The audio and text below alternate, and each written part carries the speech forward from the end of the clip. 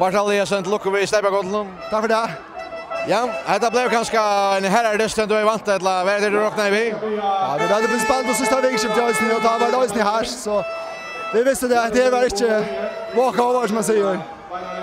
Det fikk jo ganske nødt matcher, og en sørste sondag i Klaksvik, at det ble en 5-7 her. Ja, helt avgjort. Vi visste det at de spiller vel, for de spiller seg karra, så det er veldig gode. Så det visste vi var forberedt på det.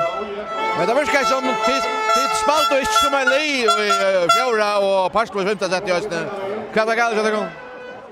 Ja, det er bare så vi missar fokus og får ganske dekan och ringa motdegar så att vi spelar inte för simpelt. Vi klarar inte att binda öjma dröjmer så.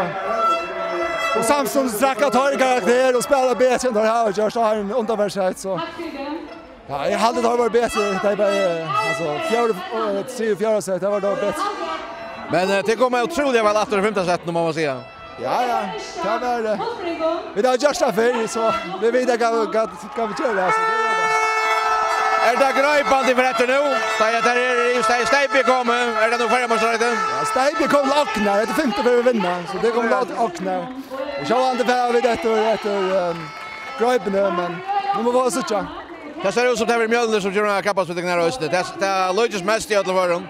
Passet at det kan få kanskje Østene spille FN-finale mot Mjølner. Vi hadde helt av Østene av flere. Det så vi ikke så mye. Det lykker mye, jeg vil si. Men vi kunne faktisk avgjøre hva vi skulle spille mot det. Så vi har ett linje efter så. Så det så jag vi kvant i väldigt räcka. Ja, det gör vi det. Ända för att lucka. Tack för det.